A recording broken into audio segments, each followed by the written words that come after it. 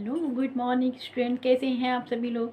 तो आज का जो हमारा टॉपिक था अंतर वस्तु विश्लेषण, उसके आगे ही हम लोग आज कंटिन्यू कर रहे हैं। तो कल हम लोगों ने पढ़ लिया था कि अंतर जो वस्तु विश्लेषण होता है उसका अर्थ क्या होता है, क्या किसे कहते हैं अंतर वस्तु विश्लेषण, तथा उसके उद्देश्य क्या क्या हैं और उसके चरण क्या हैं। आज हम आगे बढ़ते हुए आज हम लोग इसके आगे करेंगे। तो उससे पहले अगर हम अपने जो टॉपिक है उसको कंटिन्यू करें, आप मेरे जो चैनल है सोशियोलॉजी स्टडी विद नीलम को लाइक कर दीजिए, शेयर कर दीजिए और सब्सक्राइब कर लीजिए। तो उसके आगे चलते हैं। जो कंटेंट एनालिसिस चल रहा था अंतर वस्तु विश्लेषण, उसके बारे में हम लोग आगे पढ़ लेते हैं। अंतर वस्तु विश्लेषण के स्रोत क्या क्या होते हैं। तो अंतर जो वस्तु विश्लेषण होता है, इसके जो विषय वस्तु है या इसके स्रोत हैं, इसको 5 भागों में बांटा गया है। इसमें है मुद्रित सामग्री, जो कि समाचार पत्रों में जैसे मुद्रण होती है उन सामग्रियों को, पुस्तकें तथा पत्रिकाओं को, दस्तावेज जो समय समय पर प्रस्तुत किए जाते हैं, और फिल्म की सामग्री, उसके पात्र हैं, मद है, इन चरों का विश्लेषण, और अभिलेख है ना, जैसे ऐतिहासिक जो अभिलेख होते हैं उनका विश्लेषण यहाँ पर किया जाता है। अंतर विश्लेषण जो वस्तु विश्लेषण है उसकी इम्पोर्टेंस क्या है, इसकी उपयोगिता क्या है। तो सबसे पहली उपयोगिता तो यही है कि इसकी कि जो गुणात्मक तथ्यों को इसमें परिमाण में रूपांतरण किया जाता है, यानी कि जो गुणात्मक अध्ययन है उसको परिमाणात्मक रूप से यहाँ पर प्रस्तुत किया जाता है। सेकेंड है आपका संचार संबंधी अध्ययनों में उपयोगी होती हैं, जो अंतर वस्तु विश्लेषण की संचार साधनों में तुलनात्मक प्रभाव का विश्लेषण किया जाता है। यहाँ पर कि जो संचार के साधन हैं वहाँ पर किस क्षेत्र में कितने प्रभावित हैं, यानी कि आपका जो मीडिया है, मीडिया की जो संचार के साधन होते हैं, आपका टीवी है, टेलीविज़न है, रेडियो है, समाचार पत्र हैं, पत्रिकाएं हैं या सोशल मीडिया, इसमें से कौन से ज़्यादा सबसे ज़्यादा प्रभावशाली है, इसका तुलनात्मक अध्ययन यहाँ पर किया जा सकता है। प्रचार माध्यमों का विस्तार होता है, इसके अंतर्गत जो प्रचार के माध्यम होते हैं उसके प्रभाव का यहाँ पर अध्ययन करके जो नवीन साधन है उनको विकसित किया जा सकता है। नवीन साधन बहुत से हो सकते हैं, जैसे एग्जाम्पल के तौर पर जैसे सोशल मीडिया को ही हम लोग देख लें तो सोशल मीडिया में भी कई प्लेटफॉर्म हैं। तो इस तरह से नई जो चीज़ें हैं उनका विस्तार किया जा सकता है। दूसरी ओर प्रचार के जो कुछ साधन होते हैं उनको अधिक प्रभावपूर्ण बनाया जा सकता है, जिससे जो प्रचार सामग्री है उनका विस्तार किया जा सके, है ना। जो भी हम लोग प्रचार की सामग्री यूज़ कर रहे हैं उनका कितना हद तक हम किन प्लेटफॉर्मों को यहाँ पर यूज़ करके उनका विस्तार कर सकते हैं, इसका यहाँ पर अध्ययन किया जा सकता है। राष्ट्रीय तथा अंतर्राष्ट्रीय जो संचार के साधनों हैं उनका तुलनात्मक अध्ययन किया जाता है। एग्जाम्पल के तौर पर जो साम्यवादी देश हैं या जनतांत्रिक देश हैं, इन दोनों देशों की तुलना की जा सकती है कि यहाँ पे जो समाचार प्रकाशित होते हैं या जो रेडियो, यहाँ पर जो संचार का साधन का जो क्षेत्र है वो कितना प्रभावपूर्ण है।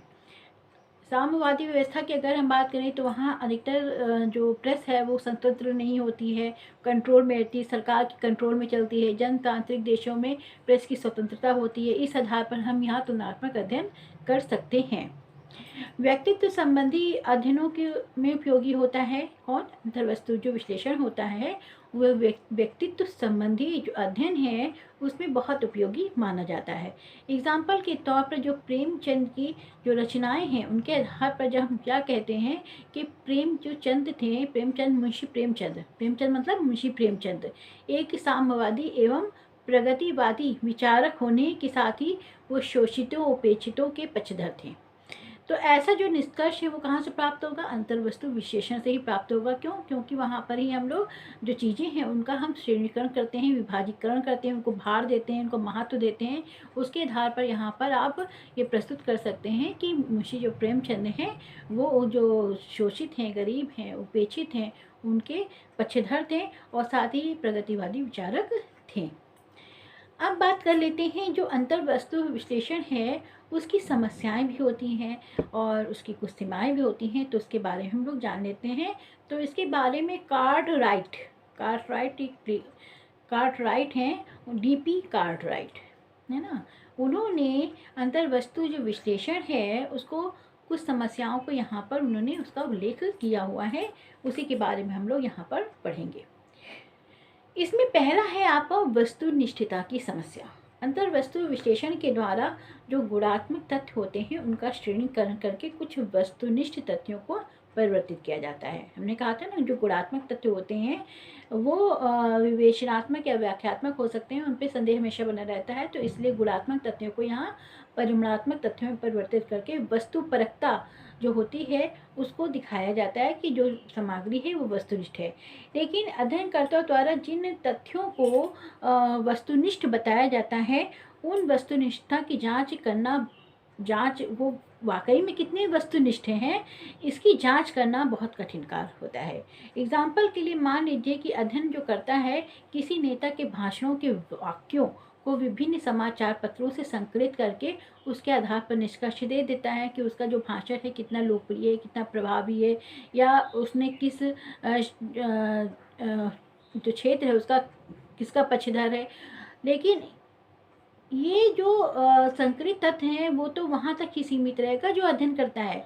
अन्य लोग किस तरह से इसको प्रामाणिकता को सिद्ध करेंगे, ये एक बहुत बड़ा प्रश्न यहाँ पर उठता है। अगला है श्रेणियों के निर्माण की समस्या बनी रहती है इसमें।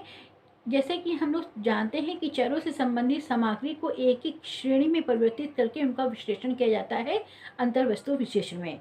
लेकिन समस्या यहाँ हो जाती है कि अध्ययन के कर्ता जो होता है उसके पास निश्चित तथा सुपरिभाषित मानदंड नहीं होता है।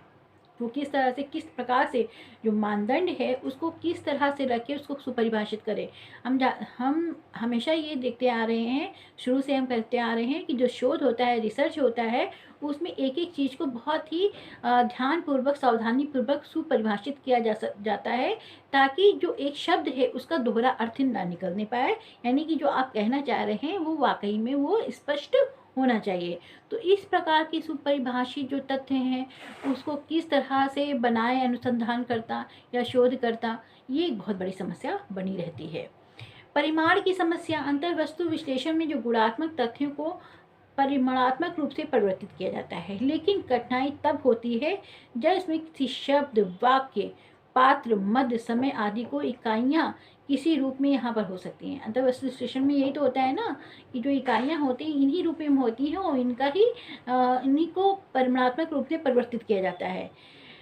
इसमें जो प्राप्त तथ्यों को समुचित भार देना बहुत बड़ी समस्या होती है। यानी कि जो इकाइयाँ हैं, जो आपकी भार वाली जो आपकी इकाइयाँ थी, शब्द, वाक्य, पात्र, इनको किस तरह से इन इकाइयों को किस तरह से परिमाणात्मक रूप से परिवर्तित करें, ये एक बड़ी समस्या रहती है। दूसरा ये है कि इन जो इकाइयाँ इकट्ठी हो गई हैं, ये इकाइयाँ जो हमने ली हुई हैं, इन इकाइयों को भार कैसे देंगे, किस तरह से भार प्रदान करेंगे, ये बहुत बड़ी समस्या होती है।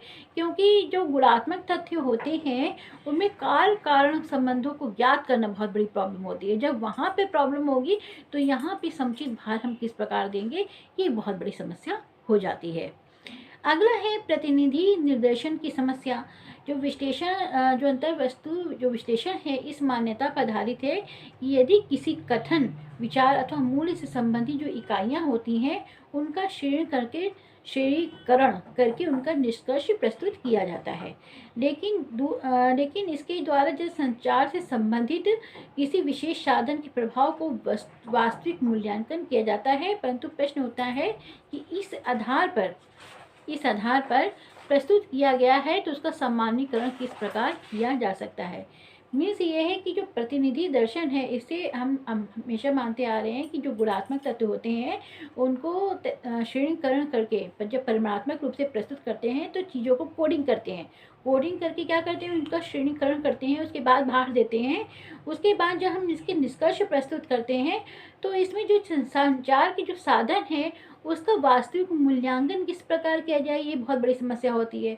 दूसरा सेकेंड आपका ये हो जाता है कि इसमें जो आपका इस आधार पर अगर कोई आप निष्कर्ष प्रस्तुत भी कर रहे हैं तो उसका सामान्यीकरण किस प्रकार किया जाए, ये बहुत बड़ी समस्या हो जाती है।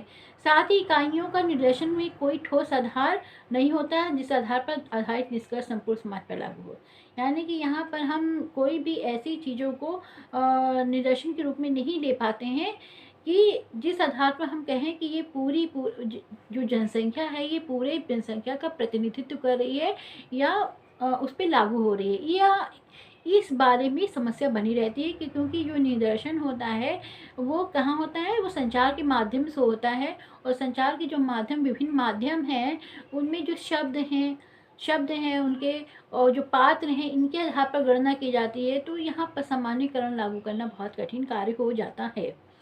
उपयोगिता की समस्या व अंतर्वस्तु विश्लेषण में सिद्धांतों का जो निर्माण है वे व्यवहारिक जीवन में ये प्रवृत्ति अधिक प्रमाणिक नहीं होती है ना। जो सिद्धांत होते हैं, सिद्धांत तो बना लिए जाते हैं, लेकिन अगर उसका व्यवहारिक जीवन में उपयोगी बनाया जाए तो वो उतने उपयोगी व्यवहारिक नहीं हो पाते। क्यों?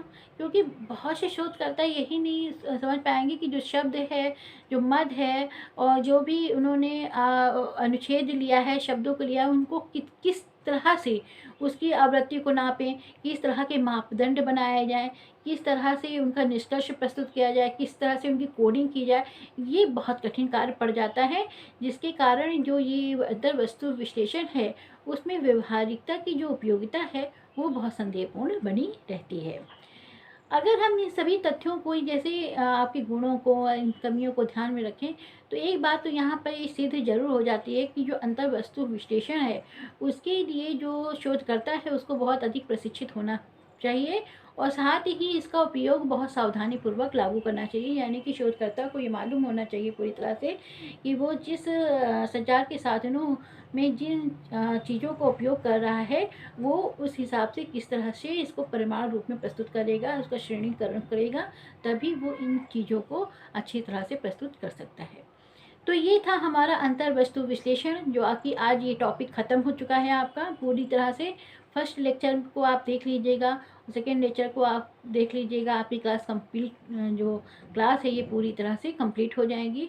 और अगर कोई प्रॉब्लम होती है तो आप मुझे क्वेश्चन कर सकते हैं। तो आज की क्लास यहीं तक रखते हैं, लेकिन जाने से पहले आप मेरी जो चैनल है सोशियोलॉजी स्टडी विद नीलम को लाइक कर दीजिए, शेयर कर दीजिए और सब्सक्राइब कर दीजिए। तो आज की क्लास यहीं ख़त्म करते हैं। Thank you.